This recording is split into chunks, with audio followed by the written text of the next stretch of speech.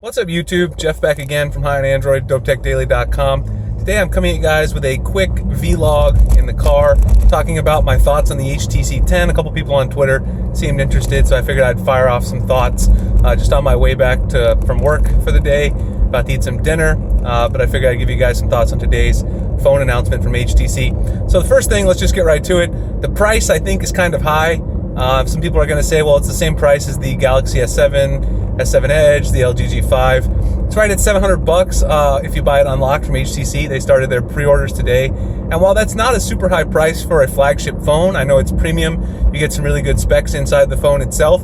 The issue is that HTC is trying to regain some market share from Samsung and LG this year, and they've really done quite poorly last year with the M9. I think it would have been better to come in quite, a little bit cheaper, maybe around $599. Now, if you've been keeping up with the news today, you can actually get the phone for $599. If you check out any of the popular websites, Android Central, Droid Life, everyone posted it. HTC sent out a discount code for $100 off.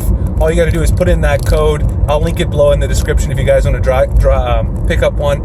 And it's about $100, so you get it for $599. That's a great deal, in my opinion. So that's where HTC should have been, though, on the price to begin with. So some people won't know about that discount code, and I think that's a pretty steep price. But otherwise, aside from the price, talking about the phone itself, specs, everything we expected. Snapdragon 820, you've got 4 gigabytes of RAM.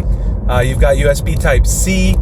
You've got some impressive battery life claims from HTC that's going to give you a chance to extend your battery life by an additional 30%. That's what they're saying. They're saying you're going to get all-day battery life easily.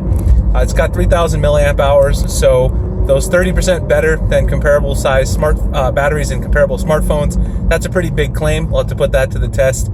USB Type-C, that's becoming ubiquitous, so that's pretty standard.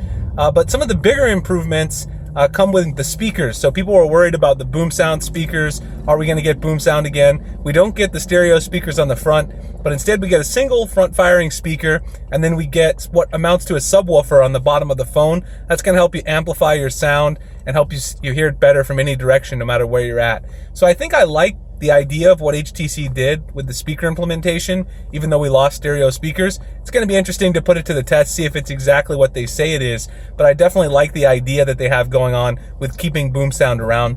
In addition to that, you also have, of course, a hi-fi audio DAC that's going to be built into the phone. You're also going to get a set of premium earphones with the phone. So that, of course, adds some value for that $700 price tag. $600 price tag if you use the discount. I think that's a pretty good deal. If you get some nice premium headphones, and the headphones are high quality, not just the garbage earbuds that you get from Apple or Samsung, then that definitely adds some value to the package. Some of the other big improvements were software. If you look at what they did with Sense this year, they really scaled it back quite a bit. They brought it more in line with stock Android. Sense has always been one of my favorite overall skins for Android, and this year HTC brought it in line even more with stock. We've got a lot of the HTC apps, like the calculator app, calendar app, all of these apps that they had that were their own apps. They've replaced them with the Google stock apps, which then gives them a chance to concentrate more on updating the other parts of the operating system and not some of these trivial apps that Google already has available. So I definitely like what I saw with that overall. If they continue the great effort they've had in making Sense incredibly smooth, I think that's going to be a good software experience. Overall, I think the phone looks really good. The build looks solid. Solid metal unibody design. It's got the huge chamfer on the back. It does look like the dark gray model is going to collect fingerprints quite a bit. So, of course, I went with the silver model, which has a black front in the US.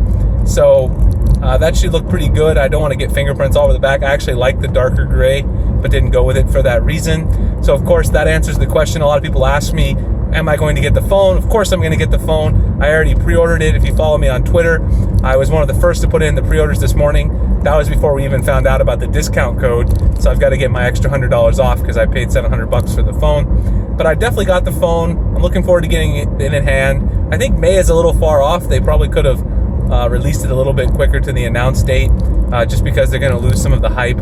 But it seems like from everything I've heard today, people have a lot of positive things to say about the phone. Fingerprint scanner looks really nice. It looks really fast, just like on the HTC A9. They claim 0.2 seconds to open the phone with the fingerprint scanner. That's really good. We'll have to test how reliable it is and how accurate it is as well. So we'll get into that. but I think they did a great job overall. I mean, it's everything you would expect standard on a smartphone, in addition to the unique software experience that you're going to get from HTC. And then the last thing, of course, that we all have a question mark about is the camera. So the camera, of course, is something that everybody is worried about on the HTC phones. And this year, HTC seems to have done a great job. They've got a 12 megapixel shooter. And of course, they've returned to the ultra pixels, which they're calling Ultra Pixel 2. And Ultra Pixel 2 has larger individual pixels, just like we saw with Ultra Pixel 1. Now they have the same size pixels as the Nexus 6P, and it might even be the same sensor, of course they haven't said. But the other impressive thing is they now have optical image stabilization on the front-facing camera, which is going to give you great selfies, which is something that HTC said they're concentrating on this time.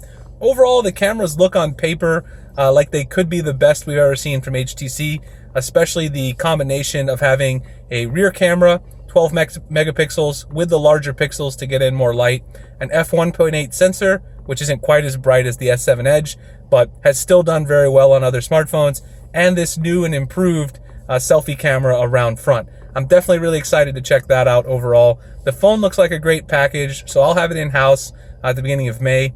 If you guys have any other questions for me about the phone, just drop them down below in the comments. Oh, and one other thing, the HTC dot view case got replaced with the ice view case, which now gives you a higher resolution display that you can see through. And I was checking out a few videos. It looks like now you can actually see more apps notifications coming through, like Gmail and some of the other apps that you might use from Google. This probably has something to do with the fact that HTC said they are partnering with Google a lot more, using the Google apps as sort of the default apps on the HTC 10. So perhaps this year, the HTC Ice View case is going to give us more functionality than we've seen in the past with the dot view. All right, so that's really it. That's all I have to say about the HTC 10. Looking forward to the phone. It looks really great on paper. We'll have to wait and see when we get it in-house how it compares to the S7 Edge, the LG G5, etc. All right, guys, so if you want to check out my other work, you can follow me below at dopetechdaily.com, Google+, Twitter, and Instagram with the links in the description. Appreciate you guys checking out this vlog, and I'll see you guys in the next one. Later.